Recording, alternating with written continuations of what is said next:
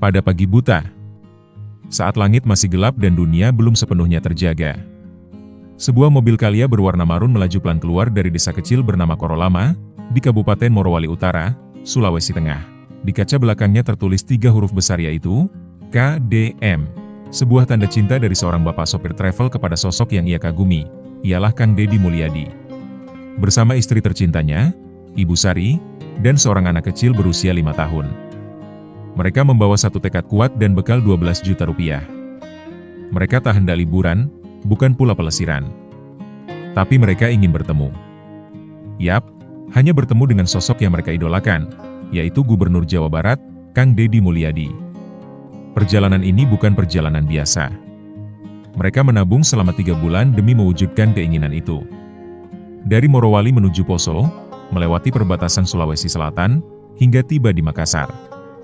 Butuh waktu 1 hari penuh 24 jam perjalanan tanpa henti. Di Makassar, mereka harus menunggu kapal selama 2 hari. Dan saat kesempatan itu tiba, mereka naik kapal feri menuju Surabaya. Dan 5 juta rupiah pun habis untuk biaya kapal, mobil dan 3 orang di dalamnya. Tapi mereka tidak mengeluh, justru mereka menikmati perjalanan ini sebagai momen keluarga yang penuh makna. Tidak ada hotel, tidak ada penginapan, mobil itulah rumah mereka. Mereka tidur, makan, bahkan memasak dengan kompor kecil yang dibawa dari rumah. Semua dilakukan dengan ikhlas, semua karena satu tujuan. Dari Surabaya, mereka lanjut lewat tol Trans Jawa. Tujuan mereka satu, Lembur Pakuan, Subang, Jawa Barat di rumah Kang Deddy Mulyadi. Hari itu, Jumat, 23 Mei 2025, setelah menempuh ribuan kilometer, mereka tiba, tapi Kang Deddy sedang sibuk. Hari Sabtu dan Minggu, beliau menghadiri konvo Persib.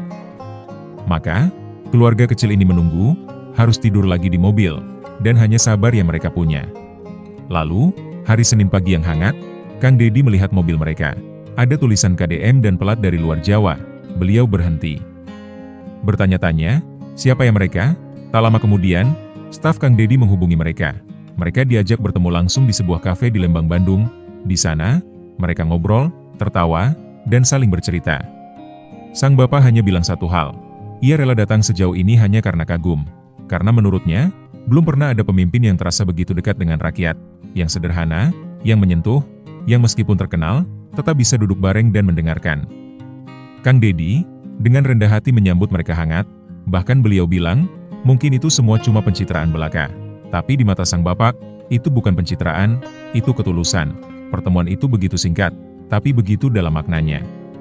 Tak hanya itu, Kang Deddy pun menawarkan mereka untuk menginap di hotel, bukan hotel biasa, tapi hotel tepat di depan gedung sate, kantor Gubernur Jawa Barat. Awalnya sang bapak malu. Ia merasa tak pantas, orang kampung menginap di hotel mewah, tapi Kang Deddy meyakinkan bahwa hari itu, mereka adalah tamu kehormatan, dan benar, selama 2 hari, keluarga itu menikmati indahnya kota Bandung. Mereka jalan-jalan, beli baju, makan makanan khas Sunda, semuanya atas biaya pribadi Kang Deddy. Hari Rabu, mereka pamit pulang. Pulangnya tak lewat Surabaya lagi, tapi lewat Pelabuhan Tanjung Priuk, Jakarta. Supaya lebih dekat dan lebih cepat, tiket kapal, bekal, dan logistik semua sudah ditanggung. Perjalanan laut kembali mereka tempuh selama 3 hari. Dari Jakarta ke Makassar, lalu darat dari Makassar ke Morowali.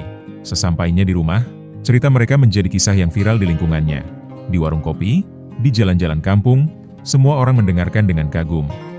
Si bapak hanya berkata dengan satu kalimat, capeknya perjalanan ini hilang, begitu saya lihat wajah Kang Deddy. Ini bukan cerita soal politik, bukan juga tentang popularitas, tapi tentang harapan. Tentang rakyat kecil yang percaya bahwa masih ada pemimpin yang bisa didatangi tanpa undangan, dipeluk tanpa perantara, dan dihormati tanpa jabatan. Terima kasih untuk perjalanan 12 juta rasa ini, Pak Deddy Mulyadi Gubernur Jawa Barat. Terima kasih sudah mengingatkan kami bahwa kadang, rasa kagum adalah awal dari perubahan besar. Jangan lupa like, share, dan subscribe untuk kisah inspiratif lainnya. Terima kasih sudah menonton.